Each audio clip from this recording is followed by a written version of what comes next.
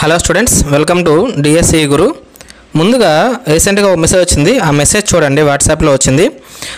Good morning sir, 10th class social 4th lesson భారతదేశ శీతోష్ణ స్థితి లెసన్లో భారతదేశ కాలాలు అనే sub topic page number 49 to 52 ఒకసారి ఎక్స్ప్లెయిన్ చేయండి సార్ అని అడిగారు. సో మనం ఈ వీడియోలో మనము ఈ భారతదేశ కాలాలు అనే ఈ సబ్ టాపిక్ గురించి మనం డిస్కస్ చేయబోతున్నామండి. అభ్యర్థులు ఇలా మీకు ఏ సబ్జెక్ట్లో నుంచి ఏ డౌట్ ఉన్నా సరే, ఆ లెసన్ మొత్తం కావచ్చు, లెసన్లో ఒక పార్ట్ కావచ్చు, ఆ పార్ట్ మీరు కనుక ఎక్స్ప్లెయిన్ చేయించుకోవాలనుకుంటే ఈ విధంగా పైన స్క్రోల్ అవుతున్న నెంబర్కి కానీ లేదా మన వాట్సాప్ గ్రూప్లో కానీ మీరు ఆ టాపిక్ని డీటెయిల్గా రాసి సెండ్ చేయండి. తప్పకుండా వాటి మీద వీడియోస్ చేస్తాము. ఇది ఫ్రీ ఆఫ్ కాస్ట్తోనే చేస్తున్నాము, మీరు ఎటువంటి మనీ పే చేయని అవసరం లేదు. అభ్యర్థుల అవకాశాన్ని ఉపయోగించుకోండి. ఈ వీడియోని లైక్ చేయండి, మీ ఫ్రెండ్స్ అందరికీ షేర్ చేసి ఎంకరేజ్ చేయండి. మరింత మందికి రీచ్ అయ్యేలాగా ఈ వీడియో మీరు చేయాలని కోరుకుంటూ మనము లెసన్ని స్టార్ట్ చేద్దాము. ఎవరైతే ఈ మెసేజ్ పెట్టారో వారు ఒక ఫండమెంటల్గా ఎక్కడ కన్ఫ్యూజ్ అయ్యి ఉండొచ్చు అంటే, మీరు శీతాకాలము, వేసవి కాలము, ఏదైతే ఋతుపవన కాలం ఉందో మీరు సపరేట్గా చదివితే ఖచ్చితంగా మీరు కన్ఫ్యూజ్ అయ్యే అవకాశం ఉంటుందండి. కాబట్టి మీరు నేను చెప్పిన విధంగా కనుక మీరు చదివితే గుర్తుపెట్టుకోవడానికి, అసలు కన్ఫ్యూజ్ అయిపోకుండా మార్క్ తెచ్చుకోవడానికి అవకాశం ఉంటుంది. మీరు వేసవి కాలాన్ని, శీతాకాలాన్ని, ఋతుపవన కాలాన్ని ఒకేసారి చదవడానికి ట్రై చేయండి. అందులో కూడా వేసవి కాలాన్ని, శీతాకాలాన్ని పక్కపక్కనే చదవండి, ఋతుపవన కాలాన్ని సపరేట్గా చదవండి. ఎందుకు ఇలా చెప్తున్నానంటే, ప్రపంచంలో ఉన్న అనేక శీతోష్ణ స్థితులు ఉంటాయి కదండి, ఆ మండలాల్లో రెండే కాలాలు ఉంటాయండి. ఒకటి వేసవి కాలం ఉంటుంది, లేదా శీతాకాలం ఉంటుంది. కానీ మన భారతదేశంలో ఉన్న ప్రత్యేక పరిస్థితుల కారణంగా, అంటే అది ఉన్న భౌగోళిక ప్రాంతం కావచ్చు, మనకు ఉన్న హిమాలయాల కారణంగా కావచ్చు, మనకి ఒక ప్రత్యేకమైన 3 కాలాలు ఉన్న సీజన్ ఉంటుంది. ఏదైతే ఋతుపవన కాలము, వర్షాకాలం ఉందో మళ్ళీ అది నైరుతి ఋతుపవన కాలంగా, ఈశాన్య ఋతుపవన కాలంగా, ఇలా 2 భాగాలుగా ఉంటుందన్నమాట. మన టెక్స్ట్ బుక్లో ఉన్న ఆర్డర్ ఎలా ఉంటుందంటే, ముందు వేసవి కాలం గురించి ఇచ్చాడు, ఆ తర్వాత శీతాకాలం గురించి ఇచ్చాడు, ముందు శీతాకాలం గురించి ఇచ్చాడు, తర్వాత వేసవి కాలం గురించి ఇచ్చాడు, ఆ తర్వాత ఋతుపవన కాలం గురించి ఇచ్చాడు. కానీ మీరు చదివేటప్పుడు ఎక్కడ చదవండి, ఫస్ట్ ఋతుపవన కాలాన్ని చదవండి. సో నేను అక్కడి నుంచే స్టార్ట్ చేస్తున్నాను, ఎందుకంటే ఇక్కడ నుంచి బిట్ వచ్చే అవకాశం ఎక్కువగా ఉంటుంది కాబట్టి. అలాగే శీతాకాలాన్ని, వేసవి కాలాన్ని మనం కంపేర్ చేసుకుంటూ నెక్స్ట్ మనం చదువుదామండి. సో ముందుగా ఋతుపవన కాలము. సో ఈ ఋతుపవన కాలము అన్ని శీతోష్ణ స్థితుల్లోనూ ఉండదండి. ప్రత్యేకంగా మన భారతదేశం లాంటి ఈ శీతోష్ణ స్థితులు ఇంకా ఎక్కడ ఉండొచ్చు, దక్షిణాసియా, మెయిన్ ఏవైతే ఈ మలేషియా, ఇండోనేషియా, దక్షిణ చైనా, వియత్నాం, ఈ ప్రాంతం ఏదైతే ఉంటుందో మన భారతదేశంతో పాటు ఈ ప్రాంతాల్లో ఋతుపవన శీతోష్ణ స్థితి అనేది ఉండడానికి అవకాశం ఉంది. అక్షాంశాల పరంగా గనక మనం చూసామనుకోండి, 20 డిగ్రీల ఉత్తర అక్షాంశం నుండి 20 డిగ్రీల దక్షిణ అక్షాంశం, ఈ మధ్య భాగం ఏదైతే ఉందో ఈ ప్రాంతంలో మనకి ఋతుపవన శీతోష్ణ స్థితి ఉంటుందన్నమాట. సో ఈ ఋతుపవన శీతోష్ణ స్థితిలో చూడండి, ఈ దక్షిణార్ధగోళంలో ఉండేవేమన్నా ఆగ్నేయ ఋతుపవనాలు, ఉత్తరార్ధగోళంలో ఉండేవేమన్నా నైరుతి ఋతుపవనాలు. ఎందుకని ఇలా పిలుస్తారు సార్ అంటే, ఆగ్నేయ దిశ నుంచి వీస్తూ ఉంటాయి కాబట్టి ఇవి ఆగ్నేయ ఋతుపవనాలు. ఎప్పుడైతే అవి భూమధ్య రేఖను దాటుతాయో అవి ఏమవుతాయి, నైరుతి ఋతుపవనాలుగా మారతాయి. అంటే మన భారతదేశం వైపు ప్రయాణించే క్రమంలో అవి ఏం చేస్తున్నాయి, నైరుతి దిశ నుంచి ప్రయాణిస్తూ వస్తున్నాయి కాబట్టి వాటిని మనము నైరుతి ఋతుపవనాలు అంటారు. అంటే ఇప్పుడు మన ప్రపంచ చరిత్రను పక్కన పెట్టి ఓన్లీ మన భారతదేశం గురించి మాట్లాడుతున్నాం కాబట్టి ఇక్కడ ఉన్న ఋతుపవనాలు మనము ప్రధానంగా ఏమని పిలుస్తాము, నైరుతి ఋతుపవనాలుగా మనం పిలుస్తూ ఉంటాం అన్నమాట. సో ఇదే నైరుతి ఋతుపవనాలు మన భారతదేశం మొత్తం విస్తరించిన తర్వాత యాక్చువల్గా అయితే మన భారతదేశం దాటి అవతల వైపుకి వెళ్ళిపోవాలి. కానీ మనకున్న ఈ భౌగోళిక పరిస్థితులు, ఆరావళి పర్వతాలు కావచ్చు, మనకి హిమాలయాలు కావచ్చు, ఈ పర్వతాలు అటువైపుకి వెళ్ళనివ్వకపోవడం వల్ల తిరిగి మళ్ళీ ఏం చేస్తున్నాయి, మళ్ళీ అదే భూభాగం మీద ప్రయాణించుకుంటూ సముద్రం వైపు ప్రయాణిస్తూ వస్తున్నాయి. అవి ఎందుకు వస్తున్నాయి కూడా మనం మాట్లాడదాం, సరేనా. అలా ప్రయాణిస్తూ రావడం వల్ల ఇవి ఈశాన్య దిశ నుంచి ప్రయాణిస్తూ వచ్చినాయి కాబట్టి వీటిని మనము ఈశాన్య ఋతుపవనాలు అని చెప్పేసి మనము పిలుస్తాం అన్నమాట. సో మనకున్న ఋతుపవనాలు ప్రధానంగా 2 రకాలుగా ఉన్నాయి. అవి నైరుతి ఋతుపవనాలు, రెండోది ఈశాన్య ఋతుపవనాలు. సో మళ్ళీ ఈ నైరుతి ఋతుపవనాలు అనేవి 2 శాఖలుగా ఉంటాయండి. సో అంటే మన భారతదేశానికి భూభాగం ప్రవేశించే క్రమంలో రెండు వైపుల నుంచి అవి ప్రయాణిస్తూ వస్తున్నాయి. ఇక్కడ చూడండి, అరేబియా సముద్రం మీద నుంచి వీస్తూ వచ్చిన శాఖ ఏదైతే ఉందో దీన్ని మనము అరేబియా శాఖ అని, బంగాళాఖాతం నుంచి వీస్తూ వచ్చింది ఏదైతే ఉందో దాన్ని మనము బంగాళాఖాతం శాఖ అని మనం పిలుస్తాం అన్నమాట. ఒకసారి ఈ నైరుతి ఋతుపవన కాలాన్ని మనము ఈశాన్య ఋతుపవన కాలాన్ని ప్రైమరీగా కంపారిజన్ చేసి చూద్దామండి. ఈ నైరుతి ఋతుపవన కాలంలో అల్పపీడనం ఎక్కడ ఏర్పడుతుంది? ఎందుకని పవనాలన్నీ దిశ ఎటువైపు ఉంటుంది? అల్పపీడనం వైపు ఉంటుంది కదండి. అంటే మనకి ఈ ప్రాంతంలో వేసవి కాలం పూర్తి అవ్వడం వల్ల ఇక్కడ ఉన్న ఉష్ణోగ్రతల కారణంగా మనకి ఏదైతే మధ్య భారతదేశం ఉందో గంగా సింధు మైదానం ఉందో, గంగా మైదానం అంటాం కదా, ఈ గంగా మైదాన ప్రాంతంలో ఉష్ణోగ్రతలు ఎక్కువగా ఉండడం వల్ల అక్కడ గాలి వేడెక్కి పైకి వెళ్ళిపోవడం వల్ల అక్కడ వాతావరణం లేక అల్పపీడనం అనేది ఏర్పడుతూ ఉంటుంది. దీంతో పాటు మన పైన ఉన్న హిమాలయాల పైన ఉన్న ఈ టిబెట్ ప్రాంతంలో కూడా, ఈ టిబెట్ పీఠభూమి ప్రాంతం కూడా మనకు బాగా వేడెక్కి అక్కడ అల్పపీడనం ఏర్పడుతుంది. సో ఫైనల్గా ఈ ప్రాంతంలో మనకి అల్పపీడనం ఉండడం వల్ల, సో అధిక పీడనం ఎక్కడ ఉంటుంది? సముద్రాల మీద ఉంటుంది. అక్కడి నుంచి గాలులు ఈ అల్పపీడనం వైపుకి వీస్తూ ఉంటాయి అన్నమాట. సో ఈ అల్పపీడనం వైపు వీస్తేటప్పుడు అవి రెండు డైరెక్షన్లో వీస్తూ ఉంటాయి. చూడండి, ఈ భారతదేశానికి ఎడమ వైపు నుంచి అంటే అరేబియా సముద్రం వైపు నుంచి వీచే గాలులు ఒకవైపు ఉన్నాయి, మళ్ళీ బంగాళాఖాతం నుంచి మళ్ళీ అల్పపీడనం వైపు వీచే గాలులు ఉన్నాయి. కాబట్టి ఇప్పుడు ఇక్కడ చూసారంటే నైరుతి ఋతుపవనాలు రెండు శాఖలుగా విభజించబడి ఉన్నాయి. ఒకటి అరేబియా శాఖ, రెండోది బంగాళాఖాతం యొక్క శాఖ. మరి అరేబియా శాఖ ఎటు నుంచి వస్తుంది? ఏ ప్రాంతాలను కవర్ చేస్తుంది? ఏ దేశం నుంచి పవనాలు? మన భారతదేశం యొక్క పడమర ప్రాంతాన్ని అలాగే ఉత్తర తీర ప్రాంతాలను కూడా ఇవి తాకుతున్నాయి అన్నమాట.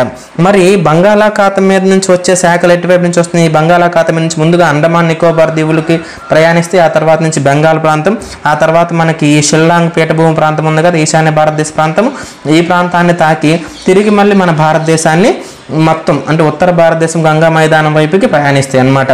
సో ఎప్పుడైతే ఈ ప్రాసెస్ మొత్తం పూర్తయిన తర్వాత అంటే మన భారతదేశం మొత్తము ఈ పవనాలు వ్యాపించిన తర్వాత తిరిగి మళ్ళీ అవి ఏం చేస్తాయి? ఈశాన్య ఋతుపవనాలుగా మారి వెనక్కి వస్తాయి అన్నమాట. సో ఇక్కడ ఇంపార్టెంట్ ఒక బిట్ ఒకటి ఉందండి. ఈ నైరుతి ఋతుపవనాలు ముందుగా మన భారతదేశంలో ఏ ప్రాంతాన్ని తాకుతాయి అని ఒకసారి బిట్టిచ్చారనమాట. మీరు చూడండి, ప్రధాన భూభాగము అంటే కేరళ ప్రాంతాన్ని ముందుగా జూన్ 1వ తేదీన కేరళ ప్రాంతాన్ని తాగుతాయండి. చూసారంటే మీరు అరేబియా సముద్రం మీద నుంచి వచ్చినప్పుడు మొత్తం తాగే అవకాశం ఎక్కడుంది? కేరళ దగ్గర ఉంది. అలా కాకుండా దీవులను కూడా మీరు క్రైటీరియాగా తీసుకుంటే మనకు భూమధ్య రేఖకు దగ్గరగా ఏమున్నాయి? మనకి అండమాన్ దీవులు ఉన్నాయి, మన భారతదేశం ముందే ఉన్నాయి కదా. సో కాబట్టి అండమాన్ నికోబార్ ఐలాండ్స్ని ముందుగా తాగుతాయి. మన ప్రధాన భూభాగం అయితేనేమో కేరళ ప్రాంతాన్ని తాగుతాయి. మీరు ఆప్షన్స్లో అండమాన్ నికోబార్ దీవులు కూడా ఉంటే అవి మీరు ముందుగా ఎంచుకోవాలి. అవి లేకుండా కేరళ, కర్ణాటక, తమిళనాడు ఇలా ఉంటే మీరు కేరళ ప్రాంతాన్ని ముందుగా ఎంచుకోవాలన్నమాట. సో దీని గురించిన నైరుతి ఋతుపవనాల గురించిన బ్రీఫ్ ఇంట్రడక్షన్ అండి. మరి ఈశాన్య ఋతుపవనాలు మన వీస్తాయి అని చెప్పాం కదా, అవి ఎలా మారినాయి?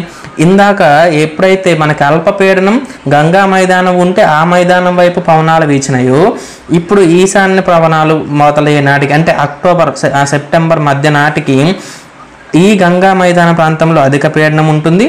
తర్వాత మనకి బంగాళాఖాతం మీద అల్పపీడనం ఏర్పడుతుంది. సో ఇది చాలా చాలా ఇంపార్టెంట్ అన్నమాట. ఎక్కడ అల్పపీడనం ఏర్పడుతుంది అనేది చూడండి. నైరుతి ఋతుపవనాల కాలంలోనేమన్నా మధ్య భారతదేశము గంగా మైదాన ప్రాంతంలో అల్పపీడనం ఏర్పడితే, ఈశాన్య ఋతుపవన కాలానికి వచ్చేటప్పటికి బంగాళాఖాతం వైపుగా అల్పపీడనం అనేది ఏర్పడుతుంది. సో పవనాల యొక్క లక్షణం ఏంటి? అల్పపీడన ప్రాంతం వైపుగా అవి వీస్తూ వస్తాయి అన్నమాట. సో ఇక్కడ అల్పపీడన ప్రాంతంలో వీస్తూ వచ్చి ఈశాన్య ప్రాంతంలో ఈ కోరమాండల తీరం ఏదైతే ఉందో ఇక్కడ ఎక్కువ వర్షపాతాన్ని ఇక్కడ కలిగిస్తూ ఉంటాయి అన్నమాట. సో ఈ ఈశాన్య పవనాల గురించి ఒకసారి మనం చూద్దాం. ఈ సమయంలో ఈ ఈశాన్య నైరుతి ఋతుపవనాల సమయంలో ఆకాశం చాలా నిర్మలంగా ఉంటూ ఉష్ణోగ్రతలు క్రమంగా పెరుగుతూ ఉంటాయి అన్నమాట. ఇది చాలా చాలా ముఖ్యమైనది, ఆహ్లాదకరంగా ఉండే వాతావరణం అన్నమాట ఇది. అలాగే మనకి గాలిలో తేమ కారణంగా కొంచెం వేడిగా అనిపిస్తుంది అనమాట. సో ఆ వేడి మనకి ఎప్పుడైతే వాతావరణం ఆర్ద్రత అంటాం కదా, వాతావరణం నీటి ఆవిరి పరిమాణం కనుక ఎక్కువగా ఉందనుకోండి, మనకి చెమట ఆరదు తొందరగా, మనం ఒక్కపోసినట్లుగా ఉంటుందన్నమాట. సో దీనికి ఒక ప్రత్యేకమైన కారణం ఈ సమయంలో ఉన్నది. అంటే వాతావరణంలో తేమ శాతం అధికంగా ఉండడం, బయట ఉష్ణోగ్రత ఉండడం, గాలి తక్కువగా వేయడం వల్ల అంటే నిదానంగా వేయడం వల్ల సో ఏమవుతుంటుంది, మనం ఒక్కపోతగా అనిపిస్తూ ఉంటుంది. కాబట్టి ఈ సమయాన్ని అక్టోబర్ వేడిమి అంటారండి. చూడండి, ఇక్కడ ఉష్ణోగ్రత వల్ల వచ్చిన వేడిమి కాదండి, ఉష్ణోగ్రత ఎండాకాలంలో పెరిగిపోవడం వల్ల వచ్చిన వేడిమి కాదు. ఉష్ణోగ్రత నార్మల్గానే ఉన్నప్పటికీ కానీ మనం వేడిగా ఫీల్ అవుతూ ఉంటాం అనమాట. అందుకని దీన్ని స్పెషల్గా అక్టోబర్ వేడిమి అంటారు. ఇది చాలా చాలా ఇంపార్టెంట్ అనమాట. అక్టోబర్ వేడిమి అనే దాని గురించి, సరేనా. తర్వాత మనకి బంగాళాఖాతం మీద మనకి ఈ సమయంలో అల్పపీడనం ఏర్పడుతుంది అనుకున్నాం కదా. ఇప్పుడైతే ఈ అల్పపీడనము తుఫాన్లు గాను వాయుగుండాలు గాను మారుతూ ఉంటుంది. ఈ తుఫాన్లు వాయుగుండాలు ఎప్పుడైతే భూభాగాన్ని చేరతాయో ఆ ప్రాంతంలో ఎక్కువగా వర్షాలు కురుస్తూ ఉంటాయి అన్నమాట. ఈ తుఫాన్లు కారణంగా మన భారతదేశంలో ఈ కోస్తా భాగము, ముఖ్యంగా ఈ కోరమాండల్ భాగం ఎక్కువగా ఎఫెక్ట్ అవుతూ ఉంటుంది. మరీ అధికమైతే కొన్ని సందర్భాల్లో ఈ బెంగాల్ ప్రాంతము, అలాగే బంగ్లాదేశ్ ఈ ప్రాంతాలు కూడా మనకి ఈ కాలంలో కొంచెం వర్షపాతాన్ని పొందుతూ ఉంటాయి అన్నమాట. సో ముఖ్యంగా మనం చూసామంటే నైరుతి ఋతుపవనాల కాలంలో అత్యధిక వర్షపాతం మన భారతదేశంలో సంభవిస్తూ ఉంటుంది. అలాగే ఎక్కువగా వర్షపాతం పొందే ప్రాంతాలు ఏంటి? పశ్చిమ కనుమలు, అలాగే ఈశాన్య భారతదేశము ఈ నైరుతి ఋతుపవనాల వల్ల అత్యధిక వర్షపాతం పొందుతుంది. మరి ఈ ఈశాన్య ఋతుపవనాల వల్ల ఏమవుతుంది? మన కోరమాండల్ ప్రాంతము ఏదైతే కృష్ణా, గోదావరి, కావేరి ఈ డెల్టా ప్రాంతం ఉందో ఈ ప్రాంతం అత్యధిక వర్షపాతాన్ని పొందుతూ ఉంటుందన్నమాట. మరి ఈ సమయంలో ఏదైతే నైరుతి ఋతుపవనాల కాలంలో ఎక్కడ అత్యల్ప వర్షపాతం ఉంటుంది? ఈ పశ్చిమ కనుమల యొక్క ఈ వర్షఛాయ ప్రాంతం కావచ్చు, తర్వాత ఈ వాయవ్య భారతదేశంలో ఉన్న రాజస్థాన్ ప్రాంతం కావచ్చు, ఈ ప్రాంతంలో కొంచెం తక్కువగా వర్షపాతం అనేది పడుతూ ఉంటుంది. కోరమాండల్ ప్రాంతంలో కూడా ఈ సమయంలో మనకి వర్షపాతం తక్కువగా ఉంటుంది. కానీ వేరియాస్ ఇక్కడికి వచ్చేసరికి మనకి ఈశాన్య ఋతుపవన కాలంలో కోరమాండల్ ప్రాంతమే అత్యధిక వర్షపాతాన్ని మనకి పొందుతూ ఉంటుందన్నమాట. సో ఈ విధంగా మీరు నైరుతి ఋతుపవనాలని ఈశాన్య ఋతుపవనాలు కనుక మీరు కంపేర్ చేసుకుంటూ కనుక చదివారంటే సో ఖచ్చితంగా మీరు మార్క్ తెచ్చుకోవడానికి అవకాశం ఉంటుందన్నమాట. సో నెక్స్ట్ మనము ఇదే విధంగా ఇప్పుడు ఎలాగైతే నైరుతి ఋతుపవనాలను ఈశాన్య ఋతుపవనాలను కంపేర్ చేసుకుంటూ చదివాము, తర్వాత నెక్స్ట్ మనము శీతాకాలాన్ని వేసవి కాలాన్ని కూడా మనం కంపేర్ చేద్దాం. చూడండి, ఈ శీతాకాలము వేసవి కాలం యొక్క కాలాలు కనుక మనం చూసినట్లయితే శీతాకాలం దాదాపుగా డిసెంబర్కు మొదలవుతుందండి, ఫిబ్రవరి వరకు. అంటే డిసెంబరు, జనవరి, ఫిబ్రవరి 3 నెలల కాలం ఉంటుంది. అలాగే వేసవి కాలం కూడా మార్చికి మొదలయ్యి మార్చి, ఏప్రిల్, మే ఇలా 3 నెలల కాలం పాటు మనకి వేసవి కాలం ఉంటుంది. ఇక్కడ శీతాకాలంలో ఉష్ణోగ్రతలు కనుక చూసారంటే ఇలా మనకి కంపారిజన్ అడుగుతున్నాడండి. ఉత్తర భారతదేశంలో ఉష్ణోగ్రతలు, సగటు ఉష్ణోగ్రతలు దాదాపుగా 10 డిగ్రీ సెంటీగ్రేడ్ మాత్రమే ఉంటాయండి. దాదాపుగా చలి బాగా ఎక్కువగా ఉంటుంది ఆ ప్రాంతంలో. దక్షిణ భారతదేశంలో మరి ఎలా ఉంటుంది? 20 డిగ్రీల ఉష్ణోగ్రత ఉంటుంది. ఒకసారి ఈ మ్యాప్ కనుక గమనించారంటే కొన్ని మన ముఖ్యమైన పాయింట్స్ మనము చూడొచ్చు అనమాట. ఏ ప్రాంతంలో ఉష్ణోగ్రత ఎలా ఉంటుంది అనే దాని గురించి ఒకసారి దీన్ని జాగ్రత్తగా మీరు అబ్జర్వ్ చేయండి. దీని మీద నుంచి కూడా ఏదైనా బిట్ వచ్చే అవకాశం ఉంటుంది. ఏ ప్రాంతంలో సమాన ఉష్ణోగ్రతలు ఉన్నాయి, ఏ ప్రాంతంలో సమాన ఉష్ణోగ్రతలు లేవు అనే దాని గురించి అనమాట. సరేనా. నెక్స్ట్ మనము ఈ ఉష్ణోగ్రత మరి ఒకవేళ వేసవి కాలాన్ని కనుక వెళ్ళామనుకోండి, శీతాకాలం నుంచి వేసవి కాలం కనుక వెళ్ళామనుకోండి, ఉత్తర భారతదేశము 37 డిగ్రీల సగటు ఉష్ణోగ్రతను కలిగి ఉంటుందండి ఉత్తర భారతదేశము. మళ్ళీ ఇంకా వాయవ్య భారతదేశం ఏదైతే రాజస్థాన్ ఎడారి ప్రాంతానికి వెళ్ళామనుకోండి, అక్కడ 41 నుంచి 42 డిగ్రీల ఉష్ణోగ్రత అక్కడ ఉండే అవకాశం ఉంటుందన్నమాట. కనిష్ట ఉష్ణోగ్రత కూడా 20 డిగ్రీల కంటే ఎక్కువగా ఉంటుందని మెన్షన్ చేయబడడం జరిగిందనమాట. అంటే అర్థం ఏంటి? ఇక్కడ ఏదైతే గరిష్ట ఉష్ణోగ్రత ఉందో శీతాకాలంలో అది వేసవి కాలంలో కనిష్ట ఉష్ణోగ్రతగా ఉంటుంది. అంటే అంత ఎక్కువగా ఎండలు మనకి వేసవి కాలంలో ఉంటాయన్నమాట. మరి దక్షిణ భారతదేశంలో ఎలా ఉంటుంది? ఇక్కడ ఉన్న మనకి ఈ కోస్తా ప్రాంతం వల్ల, మనకి ఈ సముద్ర ప్రభావిత ప్రాంతం వల్ల మనకి ఉష్ణోగ్రతలు కొంచెం తక్కువగా ఉత్తర భారతదేశంతో కంపేర్ చేసినప్పుడు మనకి కొంచెం తక్కువగా మనకి ఉంటూ ఉంటాయి అన్నమాట. మరి ఒకసారి వాతావరణం ఏ విధంగా ఉంటుందో చూసామంటే నిర్మలమైన ఆకాశము ఉంటుందన్నమాట. గాలిలో తేమ శాతం తక్కువగా ఉంటుంది. చల్లటి గాలులు మనకి ఇక్కడ వీస్తూ ఉంటాయి. ఇది చాలా ఇంపార్టెంట్ మేజర్ పాయింట్ అండి. శీతాకాలానికి మీరు ఈశాన్య ఋతుపవన కాలంలో వెళ్ళారనుకోండి, అక్కడ కూడా నిర్మలమైన ఆకాశం ఉంటుంది, కానీ అక్కడ గాలిలో తేమ శాతం ఎక్కువగా ఉంటుంది. అందుకే అక్కడ మనకి అక్టోబర్ వేడిగా అనిపిస్తూ ఉంటుంది. వేరే శీతాకాలంలో వచ్చేసరికి గాలిలో తేమ శాతం ఏమవుతుంది? తక్కువగా ఉంటుంది. చల్లటి గాలులు మనకి ఇక్కడ వీస్తూ ఉంటాయి అన్నమాట. ఇది మేజర్ అయిన డిఫరెన్స్ అన్నమాట. మరి వేసవి కాలంలో ఎలా ఉంటుంది మరి వాతావరణం చూడండి. ఇక్కడ ఉత్తరాది మైదానాల్లో కొంచెం మనకి పొడిగా ఉన్న గాలులు వీస్తూ ఉంటాయి. వాటిని మనము లూ పవనాలు అంటారండి. ఇది చాలా చాలా ఇంపార్టెంట్. ఇక్కడ ఏమన్నా శీతాకాలంలో చల్లటి గాలులు వీస్తూ ఉంటాయి, ఇక్కడ ఏమన్నా వేసవి కాలంలోనైనా మనకి లూ పవనాలు వీస్తూ ఉంటాయి అన్నమాట. ఇక్కడ ఇవి వేడిగా ఉంటాయి, మనకి ఈ కొంచెం వర్షపాతం కలగడానికి కూడా ఇవి మనకి ఉపయోగపడుతూ ఉంటాయి అన్నమాట. సో ఇప్పుడు మనం చూసాము ఉష్ణోగ్రత చూసాము, ఆ తర్వాత మనము తేమ అంటే వాతావరణం ఎలా ఉంటుందో చూసాము, మరి వర్షపాతం, ఈ 3 లక్షణాలు కదా శీతోష్ణతను ప్రభావితం చేసేది. మరి వర్షపాతం చూద్దామండి. ఈ వర్షపాతానికి ఇక్కడ శీతాకాలంలో ఉత్తర భారతదేశంలో పశ్చిమ విక్షోభాల వల్ల మనకి ఈ మధ్యధరా ప్రాంతం నుంచి వచ్చే ఈ వాయుగుండాలు, తుఫాను వాయుగుండాలు ఏవైతే ఉంటాయో అవి పశ్చిమ విక్షోభాలు అని పిలుస్తారు. ఇవి ఉత్తర భారతదేశంలో ఒక మోస్తరు వర్షపాతానికి కారణమవుతున్నాయి. ఈ మోస్తరు వర్షపాతంగా మోస్తరుగా కురిసినప్పటికీ ఇది గోధుమ పంట విస్తారంగా పండడానికి ఇవి చాలా ఉపయోగపడుతూ ఉన్నాయి అనమాట. రబీ సీజన్లో మనకి గోధుమ పంట వేస్తారు కదా, ఇక్కడ అది బాగా పండడానికి ఈ మనకి పశ్చిమ విక్షోభాలు కారణమవుతున్నాయి. వీటి గురించి మనం ఇంతకుముందు ఒక క్లాస్లో డిస్కస్ చేసాం. మీకు 9th క్లాస్ చెప్పేటప్పుడు చెప్పాను. మధ్యధరా ప్రాంతం నుంచి బయలుదేరిన ఈ పవనాలు అనేవి మనకి అరేబియా ఎడారిని దాటుకుంటూ మనకి ఇరాన్, ఇరాక్, ఆఫ్ఘనిస్తాన్ మీదుగా మన భారతదేశానికి ప్రయాణిస్తూ వస్తాయని, దాదాపుగా వర్షపాతం మొత్తం దారి పొడవునా కురుస్తూ వస్తుందని, మన భారతదేశంలో కూడా కొంచెం వర్షపాతాన్ని ఇవి కలిగిస్తూ ఉంటాయని మనం ఇంతకుముందు క్లాస్లో డిస్కస్ చేసాము. ఒకసారి నేను ఆ వీడియోను కూడా మీకు ఇక్కడ లింక్ చేస్తాను. అది కూడా ఒకసారి మీరు 9th క్లాస్ను కూడా కంపేర్ చేసుకుంటే ఒకసారి ఇక్కడ చూడండి మళ్ళీ, సరేనా.